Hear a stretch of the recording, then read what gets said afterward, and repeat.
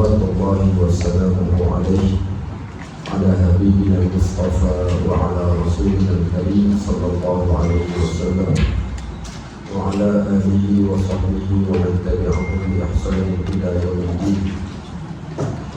اللهم إنا نسألك علما نافعا ونسألك رزقا طيبا وعملا متقبلا. ربنا زدنا علما ينفعنا وربنا يسر ولا تعسر وتمم بالخير والحمد لله رب العالمين. Baik, semuanya bersimak rahmatullah. Alhamdulillah kita pada pagi ini kita dapat sambung kembali bacaan kitab Mukhtasar Riyadhus Shalihin, ringkasan kitab Riyadhus Shalihin yang kita telah bermasuk ke surat yang ke-15 kan ke surat yang ke-16, hadis yang ke surat 16 Baik, InsyaAllah kita akan baca hadis yang seterusnya, hadis daripada yang diriwayatkan oleh Imam Al-Bukhari dan juga Imam Muslim. Hadis daripada Umar radhiyallahu anhu dalam bab ar-raja, bergantung harap hanya kepada Allah. Sebelum itu kita telah pun baca hadis Abu Dzar Al-Ghifari radhiyallahu anhu. Hadis yang menceritakan tentang sesiapa pun bila dia melakukan ataupun mengerjakan satu-satu kebajikan, Allah Subhanahu wa taala akan gandakan kepada dia 10 kebajikan. Bahkan Allah boleh tambah lebih daripada 10. Dan siapa yang melakukan satu dosa, nescaya Allah hanya balas dengan satu dosa sahaja, ataupun Allah akan ampunkan. Baik, bila kita tengok di antara dua perkara ini menunjukkan kepada kita betapa pemurahnya Allah. Bila buat baik dibalas 10, dan pengasihnya Allah. Kat mana part yang dikatakan Allah itu pengasih? Bila mana seorang hamba bila dia buat satu dosa, Allah hanya berikan satu saja dosa, Allah tak berikan 10. Kemudian dia pula au aghfir, ataupun Allah akan ampunkan pula dosa yang dia lakukan. Baik, maka di sinilah menunjukkan bagaimana pengasihnya Allah kepada manusia, sehingga kalaulah manusia itu buat dosa sekalipun, Allah boleh ampunkan kalau sekiranya Allah nak. Dan kalau dia pohon ampun kepada Allah, pasti Allah Subhanahu wa taala akan mengampunkan dosa dia. Bukankah di situlah menunjukkan kepada Allahu Arhamar Rahimin, Allah lebih pengasih daripada mana-mana makhluk yang ada perasaan kasih kita. Baik, kemudian Allah Subhanahu wa taala juga bila mana seorang hamba ni mendekatkan diri dia kepada Allah dengan sedikit, Allah akan dekat kepada dia dengan lebih banyak. Sehingga kan diumpamakan zira'an bi zira'in. Sehingga diumpamakan dengan kalimah shibran, diumpamakan dengan kalimah zira'an, bahkan diumpamakan dengan perkataan ba'an. So di sini menunjukkan bagaimana Allah Subhanahu wa taala teramat kasih dan teramat suka kepada setiap manusia ni, seorang hamba-Nya yang mendekatkan diri kepada Allah, nescaya Allah akan jadi lebih dekat kepada dia. Baik, sehingga kan dikatakan waman atani yamshi ataituhu harwalah. Kalau seorang hamba datang kepada aku dalam keadaan dia berjalan, nescaya Allah akan datang kepada dia dalam keadaan berlari. Makna berlari ini jangan ditanya macam mana berlarinya. Maksudnya nak beritahu kata betapa cepatnya rahmat Allah itu akan sampai kepada seseorang walaupun dia melakukan sesuatu perbuatan dalam keadaan yang lambat.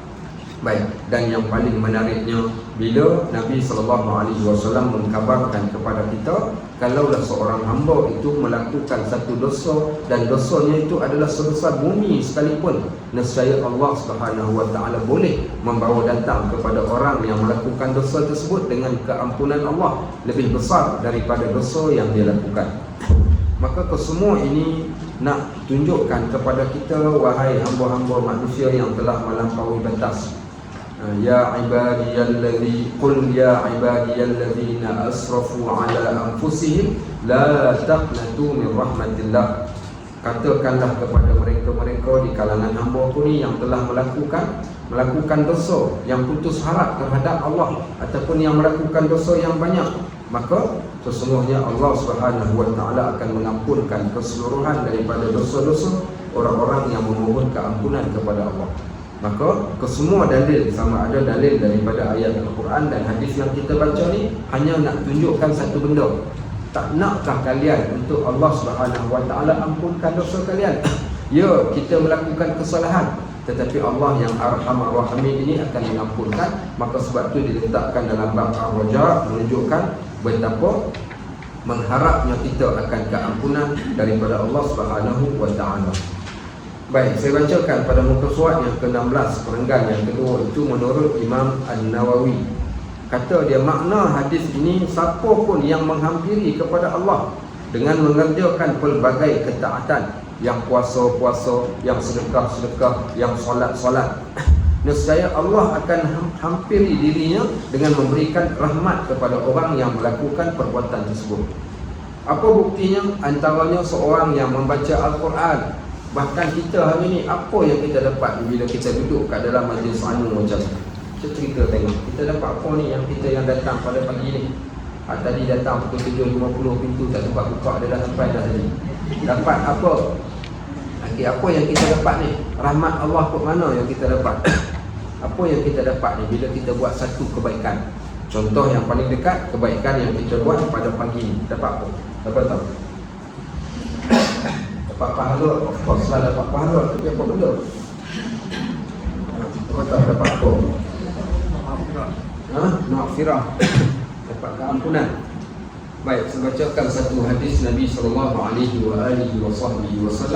Baik, kata Nabi SAW, "Majtama'a qaumun min baitin min buyutillah." Takkan berkumpul mana-mana orang di dalam rumah-rumah Allah. Takkan berkumpul mana-mana manusia pun di dalam rumah Allah, ataupun di mana-mana tempat. Okey, yatluna kitab Allah. Di dalam tempat yang mereka berkumpul itu ada orang yang membacakan ayat Al-Quran. Adakah kita baca ayat Al-Quran tadi dalam majlis kita? Dah ada belum? Ada, tadi saya bacakan. Baik, wa yatadarasunahu, dan mereka mempelajari sesuatu ilmu yang datang daripada Al-Quran dan hadis. Baik, apa mereka dapat? Illa nazalat alaihimus sakinah. Yang pertama, mereka akan mendapat sakinah, ketenangan. Wa wasyiyat alaihimur rahmah, dan Allah akan berikan kepada mereka rahmat. Wa haffat alaihimul malaikah, para malaikat akan mendoakan kepada mereka. Wa dzakara man 'indah, bahkan Allah akan menyebut nama mereka di sisi Allah Subhanahu wa Ta'ala. Bukankah itu tanda rahmat Allah kepada kita? Kalau Ketua Menteri datang disebut nama kita pun kita suka. Bagaimana kalau Allah Subhanahu wa Ta'ala yang menyebut nama kita, dan pasti Allah sebut sebagaimana apa yang disebutkan dalam hadis. Maka dia kata apa? Orang yang mengerjakan pelbagai amalan ketaatan, Allah akan dekatkan diri Allah kepada dia dengan rahmat yang diturunkan kepada orang tersebut. Baik, kalau dia memperbanyakkan ketaatan kepada Allah, nescaya apa Allah buat? Allah akan memperbanyakkan lagi rahmat kepada dia. Dan jika dia datang kepada Allah dengan berjalan dan bersegera dalam mengerjakan ketaatan kepadanya, Allah akan datang kepadanya dalam keadaan berlari. Yakni Allah akan mencurahkan rahmat kepadanya dan tidak memerlukan banyak waktu pun untuk itu. Waktu itu juga Allah datangkan secepat, sepantas kilat. Rahmat itu akan sampai kepada seseorang yang berada di dalam ataupun di dalam ketaatan. Sebab itu kena memperbanyakkan.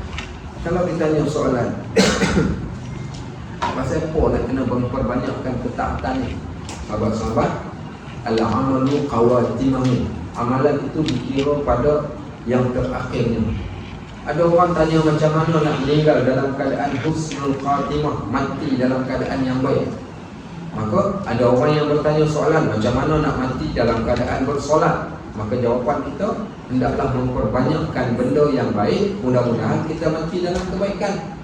Kalau hari ini buat baik, kemudian bulan depan pula baru nak buat baik, kita takut kalau sekiranya diambil nyawa kita saat ketika kita mengerjakan kejahatan. Maka sebab itu diperbanyakkan kebaikan. Mudah-mudahan kita akan meninggal dalam keadaan kebaikan. Kerana orang yang buat baik, dia akan didatangkan kepada dia rahmat daripada Allah Subhanahu wa Ta'ala. Baik, kata Imam Al-Bukhari dan Imam Muslim meriwayatkan daripada seorang sahabat yang bernama Umar Al-Khattab radhiyallahu anhu. Umar ni dia masuk Islam waktu muda tu, waktu tu. Tu kan. Kira berapa umur dia waktu tu? Tahu? Umar Al-Khattab radhiyallahu anhu masuk Islam ketika berusia 26 tahun. Muda sangat lagi. Dia masuk Islam ketika berusia 26 tahun. Sebab ditanya sebab nak betulkan balik. Baik, rasa-rasa Abu Bakar As-Siddiq ni masuk Islam ni ketika tua ke ketika muda? Ha? Muda ke tua? Tua. Tua juga. Okay, baik, salah juga. Umar Abu Bakar As-Siddiq radhiyallahu anhu masuk Islam ketika berusia 38 tahun. 38 tahun, beza umur dia dengan Nabi 2 tahun. Berkawan daripada kecil sampailah ke akhir hayat. Okay, baik. Beza usia dia dengan Nabi SAW 2 tahun. Baginda SAW diangkat menjadi Rasul waktu berusia 40 tahun. Maka Abu Bakar As-Siddiq waktu itu berusia 38 tahun, kurang 2 tahun daripada umur Nabi SAW.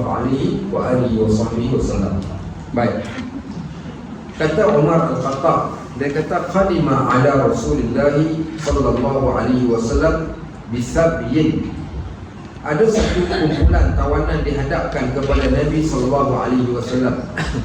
Kat mana ni? Di dalam satu peperangan. Peperangan apa? Peperangan Hunain. Nah, kisah ni, hadis yang kita nak baca ni berlaku di dalam satu peperangan, iaitu peperangan Hunain.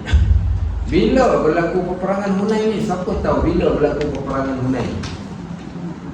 Tak tahu juga. Pasal kita tak baca kitab sirah. Ada belajar kitab sirah di sini? Ada belajar kitab sirah? Ada kan? Sebab tu nanti minta rumah ngaji tambah lagi satu subjek. Subjek sirah dia pening kepala semua. Kadang saya bukanlah betul lah, tauhid penting, fiqah penting, tasawuf penting. Tapi kadang-kadang ialah bila dah kata 3 tu penting, belajar ada 3 tu. Yang lain tak buka lagi dah. Quran tak belajar, kemudian pula sirah tak belajar, kisah sahabat tak belajar. Memang rugi. Kenapa saya katakan rugi? Sebab tu bila ada orang bertanya soalan macam mana nak ubah diri kita ni sentiasa istiqamah di dalam kebaikan, di antara salah satunya kita perlu melihat pada orang yang istiqamah. Siapa orang yang istiqamah ni? Di antaranya Nabi SAW, para sahabat. Kalau kita tak tahu cerita dia jadi tak seronok. Sebab tu bila kita baca kitab sirah, kita baca hadis pula, gabung dua benda ni, maka dia akan menghasilkan satu momentum pada diri kita. Semangatnya akan makin bertambah. Sebab tu kena tak apa, kalau tak sempat belajar, mulakan dengan bacaan terlebih dahulu. Tak guna kita menyambut Maulid Rasul tiap-tiap tahun sambut dengan bunga telurnya, dengan bunga rampainya, dengan berselawat berdirinya, dengan kompangnya, dengan berbagai acara, tetapi tak baca kisah tentang Nabi SAW. Hanya kita mengharapkan iaitu ustaz yang dijemput untuk memberikan ceramah Maulid Rasul cerita kepada kita. Takkan dia boleh cerita dalam satu malam? Bukan. Maka nak tak nak, tanda kasih dan sayang kita kepada Nabi SAW, kita mesti nak ambil tahu. So umpama kita mengambil tahu tentang siapa calon yang kita nak undi. Apa dia ni? Okey, kampung mana? Okey, baik. Parti apa? Okey, baik ke tak baik? Kita nak kena tahu. Maka lebih-lebih lagi lah dengan Nabi kita Muhammad SAW. Kalau kita undi orang kat dunia ni kerana kesejahteraan untuk masa kita yang akan datang, bagaimana dengan Nabi SAW? Maka lebih pasti lagi kita perlukan yang teramat sangat. Baik, maka ada satu peperangan, dinamakan peperangan ini peperangan Hunain. Cuba sebut tengok. Kalau boleh sebut dah 5 peperangan yang berlaku di zaman Nabi SAW. Cukup lima dah. Badar, Uhud, Badar, Mantap. 3 tu dah start lah. Hunain sebab dah sebut dah tadi. Tak apalah. Okey. 5. Ada berapa 4? Apa?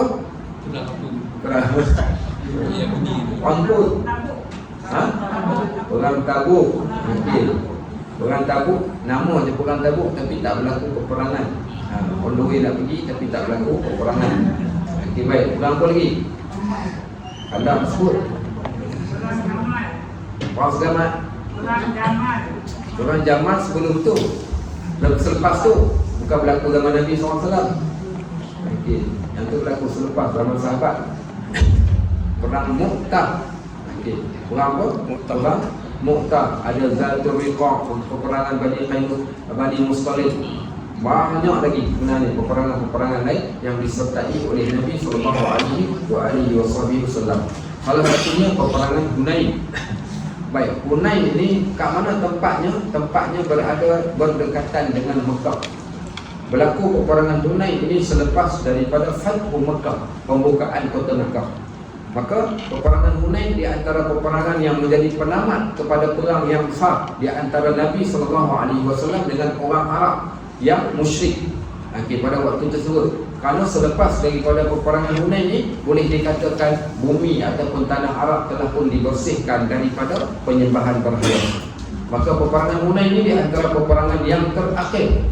Di antara peperangan terakhir, lebih kurang sekitar dalam 2 tahun sebelum kewafatan Nabi SAW. Baik, di dalam peperangan Hunain ini, bila Mekah dapat ditawan, ada lagi kabilah-kabilah yang tinggal di luar Mekah, yang mana mereka ini belum lagi masuk Islam dan mereka tak nak masuk Islam. Akhirnya diperintahkan mereka dan mereka menginginkan peperangan dan berlakulah peperangan tersebut, yang mana puak Hunain ataupun tentera musuh diketuai oleh seorang lelaki yang buta, tetapi dia perancang peperangan yang paling hebat. Dan jumlah mereka pada waktu tersebut lebih kurang jumlah yang ramai ribuan orang, saya tak ingat berapa yang tepatnya. Dan jumlah umat Islam pada waktu tersebut juga lebih ramai daripada jumlah musuh.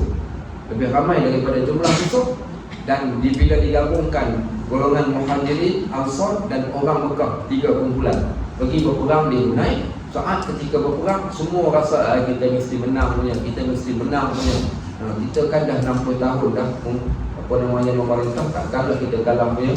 Okay, baik. Contohnya macam itulah. Bila rasa kuat sikit, bukan? So, akhirnya pergilah masuk dalam peperangan tersebut. Ketika masuk dalam peperangan, Allah uji sedikit. Apa Allah uji? Allah ujikan tentera Islam hampir kalah, sehingga semua orang jadi terkejut. Macam mana kita yang ramai ni hampir-hampir kalah? Itu yang kata strategi. Kadang-kadang strategi ini boleh menyebabkan kemenangan dan boleh menyebabkan seseorang itu kalah di dalam peperangan.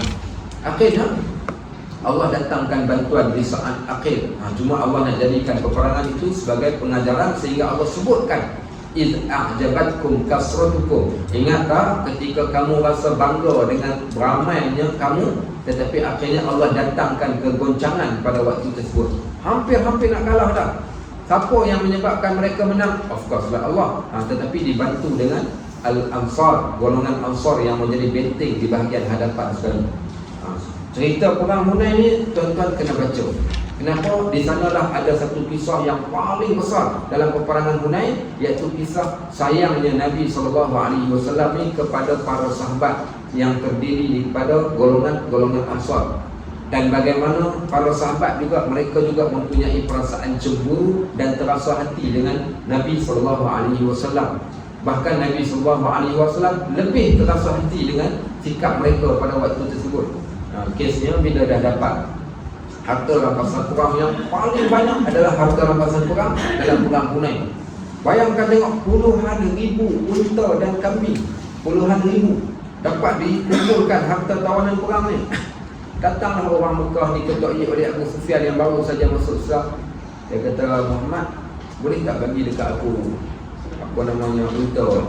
Diminta unta, diberikan kepada dia unta 100 ekor unta dan ribu lagi kambing-kambing yang lain. Lepas dah bagi dekat dia, dia pergi pula cerita dekat geng-geng dia yang Mekah. Orang Mekah dia balik, pergi cepat minta dekat Nabi. Hari ini Nabi jadi orang yang pemurah, minta apa saja dia akan bagi. Jadi datang pula minta bagi. Orang Mekah datang minta bagi. Orang Ansar pakai nak tengok daripada jauh. Bagi kat orang Mekah dia ni, nampak gaya ni macam nak duduk kat Mekah terus. Dah tak nak balik dah ke Madinah ni, nampak gaya ni. Jadi akhirnya sahabat yang mandang ni tak berani nak cakap, pendam saja kat dalam hati. Sampailah ada seorang daripada sahabat ni, dia dah sampai ke tahap dia tak disimpan lagi dah, dia teramat cemburu sangat. Dia kata Nabi SAW yang nampak gaya menepikan kita, seolah-olah macam tak pandang lagi jasa kita yang bantu Nabi SAW sebelum ini. Golongan Muhajirin yang datang, dia dah mula start ungkit. Yang ni dah benda ni apa berlaku dalam posting hari ni, ungkit, mengungkit, hasad, dengki, marah. Akhirnya begitu. Akhirnya ada seorang sahabat seorang sahabat ni dia tak suka dengar ada orang bercakap benda yang tidak elok. Kita tak suka. Sebab tu kita kadang-kadang bila kita dengar ada sahabat kita yang bercakap sesuatu benda terhadap seorang Muslim dan kita tak suka, tegurlah dia. Maka sahabat ni ditulis pergi cerita dekat Nabi SAW. Nabi SAW terasa hati dengan para sahabat. Satu malam ni Nabi SAW panggil orang Madinah saja. Orang Mekah jangan datang. Semua orang Madinah dikumpulkan. Akhirnya kata Nabi SAW kepada mereka, adakah kalian terasa hati dengan apa yang aku buat? Adakah disebabkan hanya kerana harta yang aku berikan kepada orang Mekah tadi itu menyebabkan korang terasa seolah-olah korang umpamakan korang lebih sayangkan kepada harta itu berbanding dengan aku? Okey, baik. Kemudian kata Nabi SAW, demi Allah, sesungguhnya kalaulah jalan orang Mekah ni memilih satu jalan yang dekat dan orang Madinah memilih satu jalan yang jauh, nescaya aku akan ikut jalan yang jauh yang dilalui oleh orang Madinah. Tahu tak kamu, sesungguhnya aku akan berada dengan kalian. Korang nak aku ke nak harta yang aku bagi tadi? Akhirnya semua dia orang faham dan dia orang kata kami nak engkau ya Rasulullah. Semua sahabat buka menangis dan dia orang tak sangka Nabi SAW memberikan dirinya kepada Ansar dan memberikan harta kepada orang Mekah pada waktu tersebut. Tapi kita hari ini ada di antara kita yang mengedepikan sayang, kita hanya ambil mungkin harta benda semata-mata. So dalam peristiwa peperangan Hunain ini, baik, tuan baca kisah yang menarik lah. Saya cerita tu diringkaskan ceritanya, tapi satu kisah yang amat menarik, tanda bagaimana luhurnya kasih sayang Nabi SAW atas jasa baik orang-orang Madinah dan juga bagaimana sayangnya mereka kepada Nabi SAW. Baik, Imam Al-Bukhari meriwayatkan dan juga Imam Muslim daripada Umar Al-Khattab, qadima ala Rasulillah sallallahu alaihi wasallam bisabyin. Dibawa satu tawanan perang jumlah yang ramai di hadapan Nabi sallallahu alaihi wasallam. Fa idza imra'atun minas sabyin tas'a. Dalam ramai-ramai tawanan perang ni macam ni lah, ramai-ramai penuh orang ni, ribuan orang tawanan perang ni, ada seorang perempuan ni sedang berjalan. Tas'a ni berbeza, boleh saja digunakan kalimah tamshi. Okey, baik. Boleh juga digunakan kalimah yang lain tahsyuru, tapi digunakan kalimah tas'a. Apa beza? Dia terjemahkan apa tas'a kat sini? Berjalan dengan pantas. Tas'a ni orang yang berjalan dan berjalan seumpama berjalan sedang mencari sesuatu benda. Tas'a ni kan ke kalimah kita gunakan ketika haji, iaitu kalimah sa'i. Sa'i peristiwa hajar. Hajar pergi ke Marwah, pergi ke Safa, pergi ke Marwah, pergi ke Safa, berjalan dalam keadaan cemas, dalam keadaan memandang-mandang, berjalan seumpama sedang mencari sesuatu benda. Dia sedang mencari air untuk diberikan kepada anak dia. Maka kalimah itu digunakan tas'a. Maka dalam hadis ini dia tak ceritakan detail, dia ceritakan poin penting. Tas'a di sini, perempuan ni dia sedang berjalan. Kenapa dia berjalan?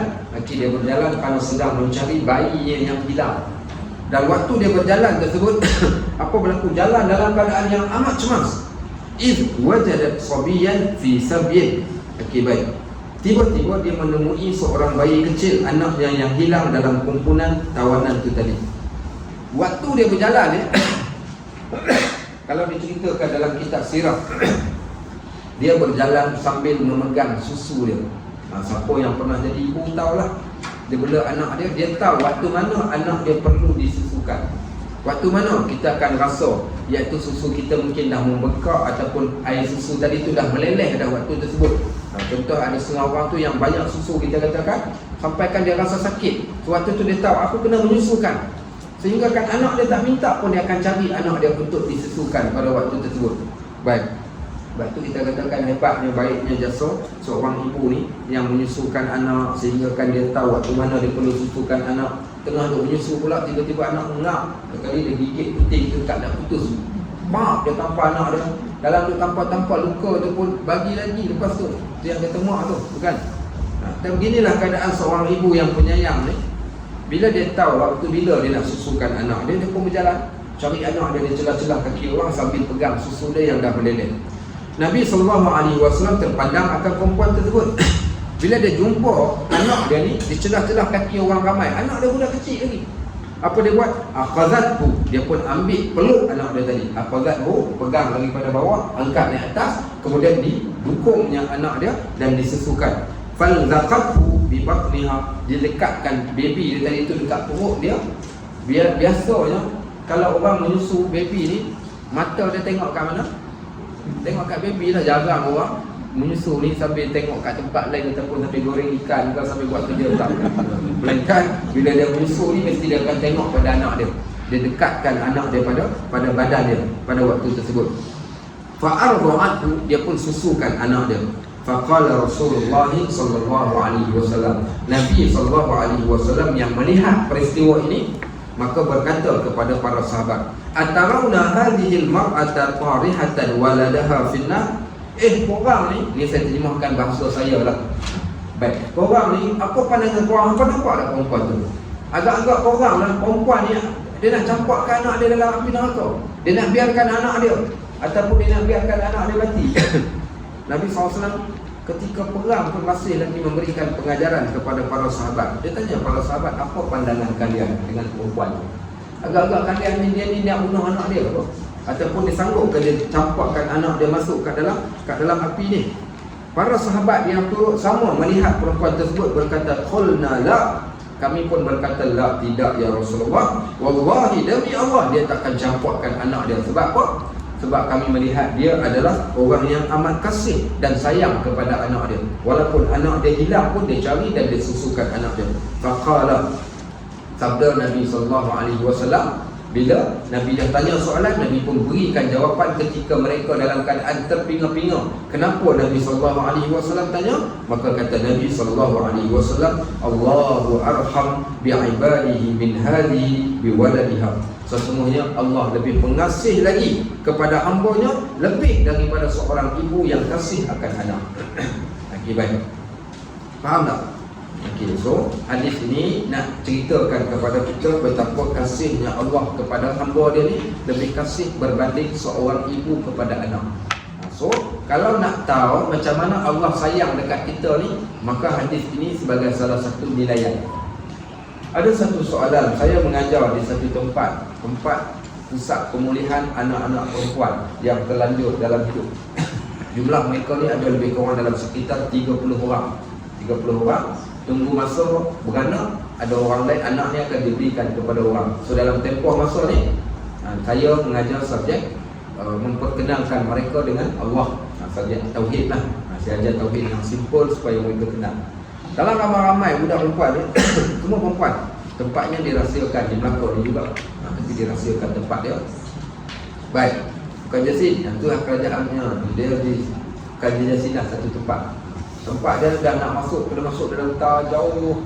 Tapi macam penjara lah, tak kawat duri apa semua. Dia orang tak boleh keluar, semua duduk kat dalam ni. Baik, so dalam ramai-ramai tu ada seorang budak perempuan. Saya tak tahu nama dia orang yang betul. Setiap orang ni dia ada name tag dan ada nama samaran. Supaya kita yang mengajar ni kita pun tak ada rasa apa-apa. So nama budak ni dipanggil dia dengan panggilan Ana. Saya belajar tak buat belajar. Kemudian saya buka kepada soalan. Saja kita nak test budak-budak ni setelah kita cerita ni. Kita kata Ana, agak-agak Allah sayang tak kat awak? Dia kira kepala. Kita jawab betul lah saya tanya ni, Allah sayang ke tak sayang? Dan amat menunjukkan bila dia mengatakan, dia kata tak, Allah tak sayang. Dia kata baik. Kita tahu dia orang ni rasa diri mereka ni disisihkan daripada keluarga. Keluarga tak nak dekat dia. Kalau ikut mulut kita nak je, kita kata dah kau jahat, keluarga nak dan kau macam mana? Tapi tak gamak nak cakap macam tu lah. Kalau kita cakap macam tu, kita macam dah menghukum dia. Jadi kita nak pulihkan balik dia orang ni, nak kena cakap elok-elok. Saya kata dekat dia, Ana, kenapa awak cakap macam tu? Dia kata, yalah Ustaz, dia kata kalau Allah sayang dekat saya, Allah takkan biarkan saya dekat sini, Allah takkan jadikan saya teruk macam ni, Allah takkan biarkan saya menghadapi kesusahan dalam hidup. Dia tak tahu yang susah tu dia yang kering. Okey, baik. Nak, boleh je nak balas macam tu, tapi kita tak boleh cakap macam tu. Sebab tu, bercakap ni kena tengok suasana orang. Orang yang dalam keadaan down macam tu, maka kita tak boleh tambahkan lagi dia rasa kecewa dan frust ataupun stres dalam hidup. Kita nak pulihkan balik kembali semangat dia. Saya kata dekat dia, kenapa awak cakap macam tu? Dia kata, Kalau dah Allah sayang, Allah takkan biarkan saya dalam keadaan yang macam ni, terpisah daripada keluarga, begitu begini. Dia dah mula luahkan perasaan. Dia kata baik. Dia kata okey, anak, okey, bila saya cakap, awak dapat dengar cakap saya. Dengar maknanya awak tak buka tak. Maksudnya awak boleh mendengar. Siapa yang bagi awak dengar? Bukankah Allah yang bagi awak dengar? Baik, awak dapat tengok saya kat depan, Allah berikan penglihatan dekat awak. Bukankah awak dapat tengok? Awak tahu tak, ada orang yang tak dapat tengok. Mak ayah dia tak dapat tengok, kawan-kawan dia tak dapat tengok, dunia ni pun dia tak boleh tengok, pasal Allah tak berikan penglihatan pada dia. Ada orang yang pekak badak, lahir-lahir dah pekak badak dah. Tahu pekak badak? Pekak badak biasa dengan pekak tuli. Lahir-lahir dah pekak badak dah. Ada orang yang lahir dalam keadaan cacat, ada orang yang miskin, tak ada makanan nak makan. Saya kata, kenapa awak pandang dekat situ dan awak tak pandang pada bab yang lain? Dia kata, last sekali, yelah kita nak bagi dia nampak nikmat Allah tu kat mana. Ada orang yang buat dosa, tapi Allah tak terus hukum dia. Bahkan Allah biarkan dia dapat hidup walaupun dia tak solat. Kita hari ni, kalaulah setiap kali dosa kita buat, Allah akan hukum nescaya habislah kita. Sebab tu kita katakan teramat banyak nikmat yang Allah berikan kepada manusia, cuma manusia tu tak nampak.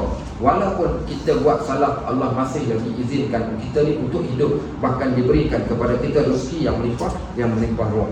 Maka Allahu arham bi'ibadih, Allah teramat kasih kepada hamba-hambanya ni. Dijadikan kita berada dalam keadaan dapat kenal agama, dapat kenal ibadat, dapat baca Al-Quran, dapat kita katakan buat segala kebaikan yang ditunjukkan oleh Nabi kita Muhammad SAW.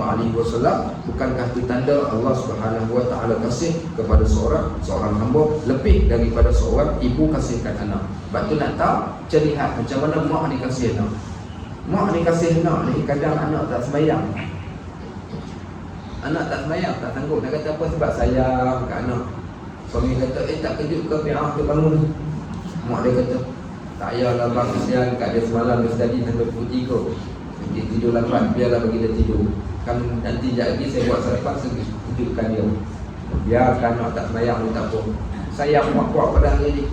Sayang anak tak pakai tudung, pakai pakaian yang menjolok mata. Allah tak apalah nak buat macam mana. Dia pun nak merasai juga nikmat muda. Saya dulu muda-muda macam tu lah. Okay, baik. Sebab sayang kat anak. Dia kata sayang tu, sayang membawa jahannam. Okay, baik. Dia katakan, so ibu ni sayang dekat anak ni ketika kecil. Saya ingat kita ni, mak kita ni tak ada nasi pun kat rumah. Tinggal sikit saja berat. Orang dulu-dulu suruh kata orang kata kais pagi, makan pagi ni. So pukul 10 ni tunggu. Kalau suami dia bawa balik ikan untuk masak, bawa balik beras, maknanya adalah makanan hari itu. Tunggu sampai pukul 12, suami tak balik lagi, tak boleh nak masak. Sebab nak masak apa? Dah maju lukar, orang ada petik ais, tak ada apa pun. Tengok jam pukul 12, Pak Hang ni tak balik dah ni, pukul 12 dah ni. Dari mak kita pun mulalah beraksi, pergi kat dapur tengok beras tinggal sikit. Jadi masak nasi, lebihkan air. Jadikan nasi tadi tu nasi lembik macam bubur. Baik, habis tu apa lauk dia nak buat? Lauk dia tak ada masalah. Maka apa dia buat? Ambil apa namanya minyak, goreng ikan lahat 3 rempah hitam lah tu. Okey, minyak tu lah dituangkan ke atas bubur tu tadi. Okey, baik, masukkan garam sikit. Kemudian suap belah anak. Mak ni tukang bos tiup saja. Mak makan ke tak? Mak tak makan pun, suap anak terlebih dahulu. Okey, baik. Sebab tu yang kadang-kadang mak-mak dulu garam. Kita makan nasi tiba-tiba tumpah, apa dia buat? Dia tampar je kita kalau tumpah. Kenapa tampar? Tampar dia bukan sebab nak marah kalau tumpahkan nasi, tapi sebab sayang. Kau tahu tak betapa susahnya aku nak dapatkan makanan sebanyak tu. Kau boleh buat macam tu. Orang dulu jangan main-main. Apa kita buat dulu kat kerak nasi? Kerak nasi buat apa? Jemur. Tak ada orang yang buang kerak nasi. Bahkan kadang kalau tahu kukut ni korek kerak nasi tu, makan kerak nasi tu. Kadang dah nasi ni anak-anak makan, mak ni duduklah tepi tangga makan kerak nasi. Perak. Okey, baik. Apa dia lagi yang kita katakan zaman dahulu yang apa yang mak kita buat? Bahkan sampai ke tahap anak nak tidur disediakan tempat tidur, sediakan makanan, sediakan segala-galanya lah. Sampai ke tahap mak orang yang paling awal bangun dan dia orang yang paling terakhir sekali tidur. Sebab apa? Kerana kasih dan sayang. Kalaulah mak kita macam tu, bagaimana dengan Allah yang dikatakan arham bi'ibadih, Allah yang paling kasih dan paling sayang kepada hamba-hambanya. Baik, maka hadis ini menunjukkan kepada kita betapa rahmat Allah itu teramat besar kepada makhluk. Kata Imam Al-Bukhari dan Imam Muslim daripada Abu Hurairah radhiyallahu anhu, beliau berkata, Qala Rasulullah sallallahu alaihi wasallam lamma khalaqallahu al-khalq. Sabda Nabi sallallahu alaihi wasallam ketika Allah menciptakan makhluk. Waktu Allah ciptakan makhluk ni, kataba fi kitabih, Allah tuliskan di dalam kitab yang berada di sisi Allah. Baik. Fa huwa 'indahu fawqal 'arsy. Dan kitab itu berada di sisi Allah ni, di atas arasy. Inna rahmati ghalabat ghadabi. Dalam riwayat lain, inna rahmati sabaqat ghadabi. Sesungguhnya rahmat aku mendahului ataupun mengatasi kemurkaan aku. Di antara murka dengan rahmat, Allah dahulukan rahmat. Seorang hamba yang buat dosa, Allah dahulukan rahmat kepada dia sebelum Allah murka. Maknanya Allah tak terus bila buat salah terus hukum, tak. Allah berikan peluang, rahmat lah tu. Allah berikan makan, tak solat subuh, makan cemodot, tak tercekik. Tak solat zuhur, makan nasi berani pun boleh makan elok, bahkan dapat rezeki pula. Baik, kemudian pitikam 2 ekor, kena pula lagi 2 ekor tu pula. Okey, nak menunjukkan apa? Allah sebelum Allah nak murka, Allah limpahkan terlebih dahulu rahmat dan kasih sayang. Allah bukakan ruang yang selebar-lebarnya. Bila Allah nak murka ni, sampai bila Allah nak murka? Bila Allah akan murka kepada seseorang? Bila seorang tu dia dah jadi melampau. Melampau ni macam mana? Sampai ke satu tahap dia cabar, ataupun dia lawan, ataupun sampai ke satu tahap dia tak redha lagi pada Allah. Pada waktu tersebut, awas, dia telah pun berada pada garisan yang penamat. Garisan yang dah nak melepasi daripada rahmat. Lain lawan pada rahmat adalah kemurkaan lah. Jangan buat perkara yang Allah murka. Bila seorang hamba tadi tu dia buat satu dosa, Allah cemburu kepada dia. Ya Allah kata macam mak kita lah.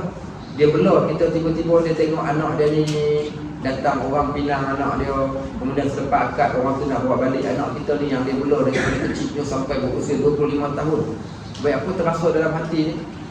Tak lepas dah jadi isteri orang, tapi pula dalam hatinya rasa kasih dan sayang, penyayang lah tu. Okey, baik. Sampailah ke satu tahap ni, kita katakan anak tu buat salah pun dia masih lagi pendam perasaan ni, duduk diam saja.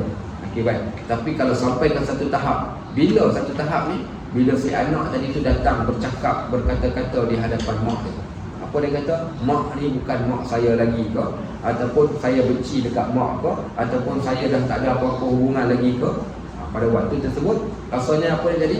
Wahai betul-belah betul-betul berkelang sebelah anak aku. Waktu itulah yang akan keluar. Allah Subhanahu Wa Taala dia, macam mana keadaan dia? Maka begitulah juga.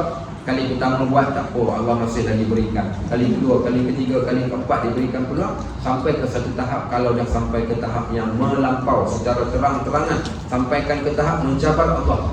Bila Fir'aun ni dihukum, bila mana dia berkata ana rabbukumul a'la, aku Tuhan yang paling agung. Bila kaum Haman, Qarun semua dihukum, bila mana mereka takabur. Takabur ni adalah asbab mempercepatkan datangnya kemurkaan Allah kepada seseorang. Selagi mana dia buat dosa dan dia tahu yang dia buat ni adalah satu dosa, pada waktu tersebut rahmat Allah masih lagi berada pada dia dan pintu taubat masih dibuka. Baik, last sekali ending dia. Okey, kita panggil expired date. Bila expired rahmat Allah ni kepada seseorang? Expired dia ni dah sampai kepada bila nyawa dah sampai ke halqum.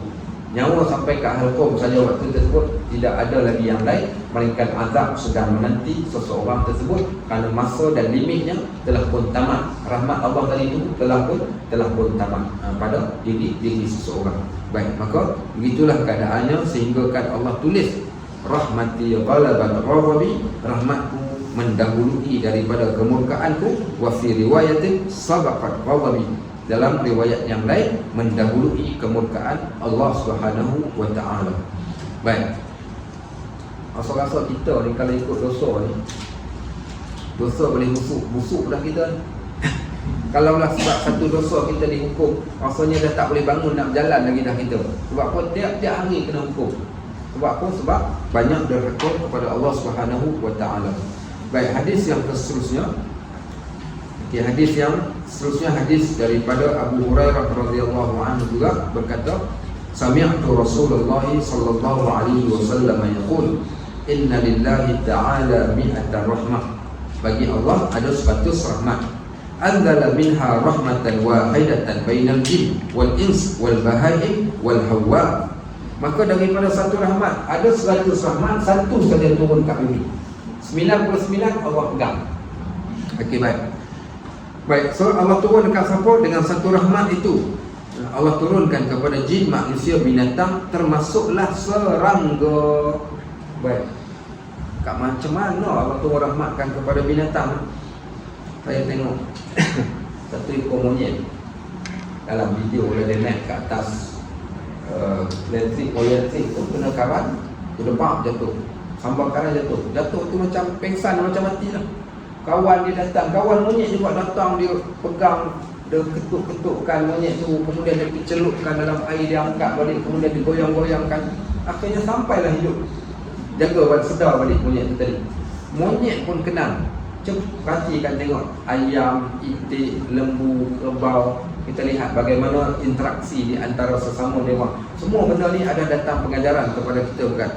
So Allah kata, Nabi SAW kata, satu rahmat ni diturunkan kepada jin, diturunkan kepada manusia, kepada bahaim wal hawam, fabiha yata'afafun. Dengan satu rahmat inilah mereka berkasih sayang sesama mereka.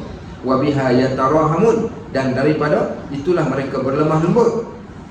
Baik, wa biha ta'tiful wahsyu ala waladiha, dan binatang buas turut kasihan kepada anak. Bayangkan, tengok singa yang ganas tapi dengan anaknya penyayang, kan?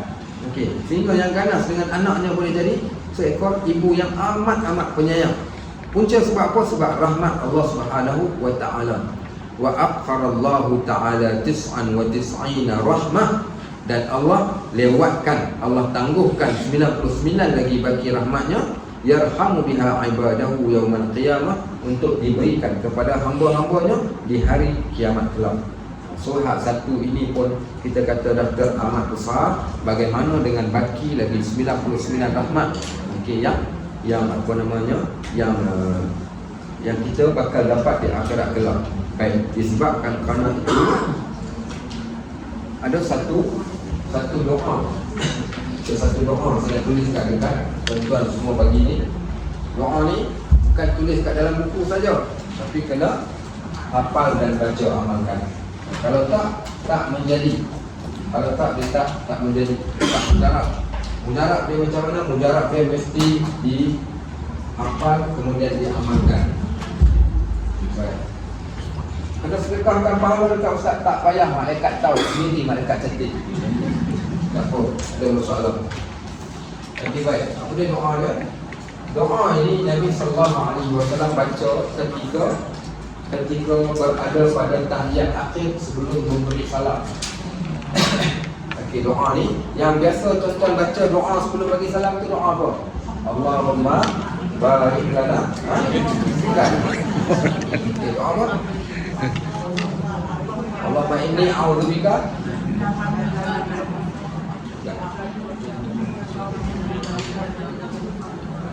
Berapa benda kita minta dalam tu? 4 benda, bukan? Okey. Kita apa? Azab kubur, kemudian azab neraka, fitnah hidup dan mati. Okey, kemudian fitnah dajjal. Okey, 4 benda kan yang biasa orang minta. Dilarang kadang-kadang yang ni tidak dilarang, tapi yang ni terdapat di dalam hadis Nabi SAW baca selepas daripada tahiyat akhir sebelum bagi salam. Apa dia doa dia? Doa apa?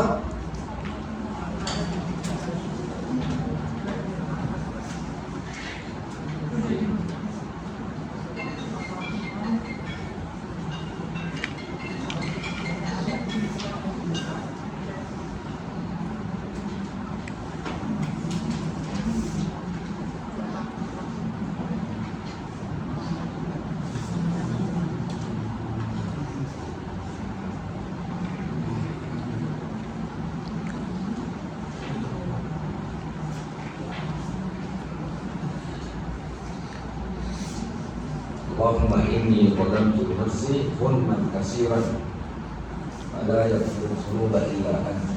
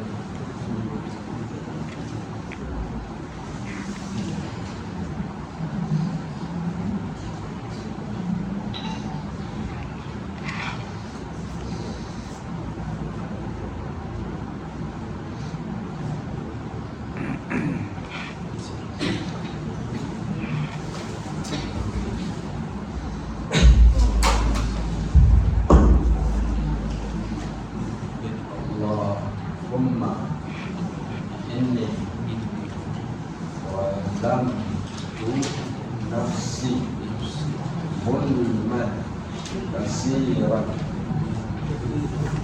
فلا يغفر الذنوب إلا أنت فاغفر لي مغفرة من عندك وارحمني إنك أنت الغفور الرحيم.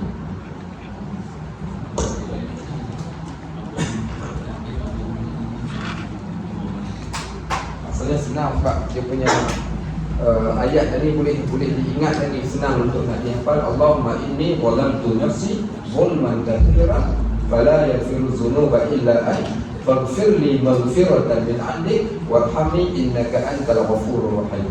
Okey. Dah 4 kopi dah. 4 ni.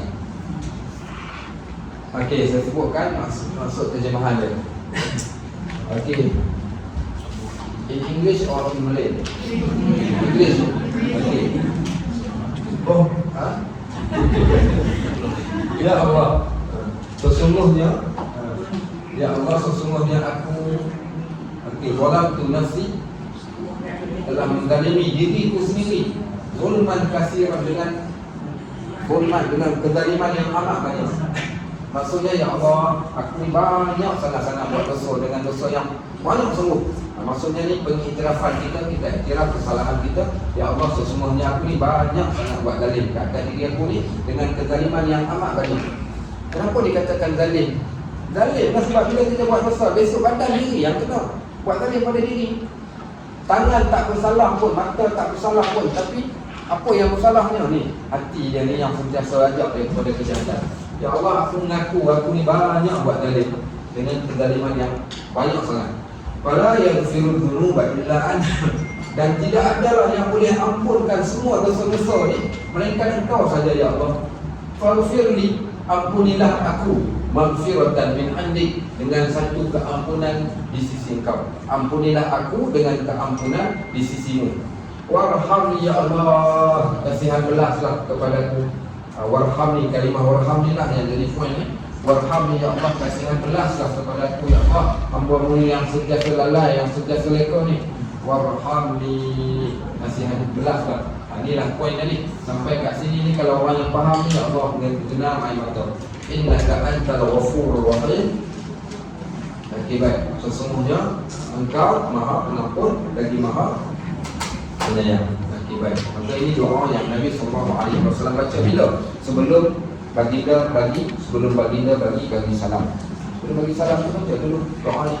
Kita dosa banyak, so kita nak setiap kali solat kita baca, pasti Allah akan ampunkan dan Allah akan rahmati kita. Masuk rahmati, Allah akan kasih dan sayang kepada kita. Itu doa yang boleh kita bacakan sebelum daripada kita memberi salam. Baik, ada lagi doa yang lain yang kita baca. Tapi masalahnya kita baca dalam keadaan lalai dan leka. Macam mana lalai dan leka ni? Baca tapi baca pun tak apa. Contoh, doa ketika duduk di antara dua sujud. Apa dia doa dia? Allahumma barik lana kali. Rabbil firli warhamni wajburni warfa'ni warzuqni wahdini wa'afini wa'afani. Okey, kat mana poin ni? Allah rahmatilah aku. Kat mana? Warhamni. Ada dekat kalimah warhamni kat dalam tu. Baik, ada lagi kat tempat yang lain. Kat mana lagi yang selain pada tu yang kita minta doa Allah ampunkan kita ni? Kat mana lagi? Yang minta rahmat Allah. Kat mana lagi dalam solat yang kita minta rahmat Allah? Kat mana? Apa tahu? Tak tahu. Hai, kau solat subuh kau dah begitu ni. Waktu solat subuh, apa doa kita baca waktu solat subuh? Allahumma hdini fi man hadayt wa afini fi man afayt wa tawallani fi man tawallayt wa barik li fi ma ahwayt wa qini bi rahmatika syarra ma qadayt. Ada ke warham ni? Tak ada. Ha? Allah mahdini fiman hadait wa afini fiman afait. Afini itu sama juga. Kalimah afiah hampir sama dengan kalimah warhamni, kerana afiah ni penjagaan, pemeliharaan Allah. Wa afini fiman afait wa tawallani fiman tawallani. Itu di antaranya juga. Maka ni di antara doa-doa, bahkan ketika kita nak tamatkan doa kita pun kita akan baca dengan satu doa penutup. Apa dia doa penutupnya? Wassallallahu ala sayyidina Muhammad wa ala alihi wasallam. Ya ke? Kat mana kita baca Allahumma ya arhamar rahimin. Kalimah arhamar rahimin itu biasanya kita akan letakkan di penghujung ataupun di awal ketika kita nak berdoa. Baik, contohnya Rabbana 'alaika tawakkalna wa ilaika anabna wa ilaikal masir. Okey, kemudian kita baca lagi doa Rabbana hab lana min azwajina wa dhurriyyatina qurrata a'yun waj'alna lil muttaqina imama. Rabbana la tuzigh qulubana ba'da idh hadaytana wa hab lana min ladunka rahmah innaka antal wahhab. Okey, kemudian Rabbana atina fid dunya hasanah wa fil akhirati hasanah wa qina adzabannar. Ya Arhamar. Ada kadang-kadang kita letakkan Ya Arhamar Rahimin tu sama ada di awal ataupun di hujung. Apa tujuannya? Nak menggambarkan sungguh-sungguh kita memohon kasih sayang ataupun rahmat daripada Allah.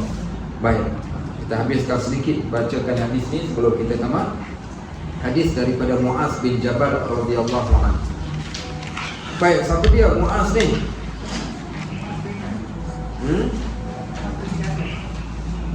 Siapa Muaz bin Jabal? Muaz bin Jabal radhiyallahu anhu. Dia ni di antara sahabat yang Nabi SAW kasih sayang sungguh-sungguh dekat dia. Ni di antara anak muda. Muaz bin Jabal ni anak muda. Nabi SAW suka memberikan perhatian kepada anak-anak muda. Kerana anak muda ni kalau dia dapat agama, nescaya agama akan jadi kuat dengan mereka. Maka Muaz ni dia selalu berdamping dengan Nabi SAW. Bahkan dia di antara sahabat yang Nabi katakan pada dia, ya Muaz, inilah uhibbu Muaz, aku sayang dekat engkau. Banyak hadis. Bahkan Nabi SAW juga berikan kepada dia beberapa pesanan menunjukkan bagaimana Nabi concern pada Muaz bin Jabal ni, sehingga kan pernah disebutkan a'lamu ummati fil halal wal haram Muaz bin Jabal. Umat aku yang paling handal dalam ilmu halal haram adalah Muaz. Dia bidang muamalat dia pandai. Bahkan dia salah seorang sahabat yang diutuskan pergi berdakwah keluar daripada Madinah, iaitu dihantar beliau pergi ke Yaman, iaitu Muaz bin Jabal radhiyallahu anhu. Kata Muaz, kuntu ridfan Nabi sallallahu alaihi wasallam ala himarin. Aku berada di belakang Nabi sallallahu alaihi wasallam di atas seekor kedai. Maknanya berapa orang naik kedai ni? Okey, 2 orang naik kedai. Okey, baik. Faqala ya Muaz. Waktu tu ketika tengah berjalan, Nabi panggil dia, ya Muaz, wahai Muaz, hal tadri ma haqqullah ala ibadih? Kau tahu tak Muaz, apakah hak Allah terhadap hamba-Nya?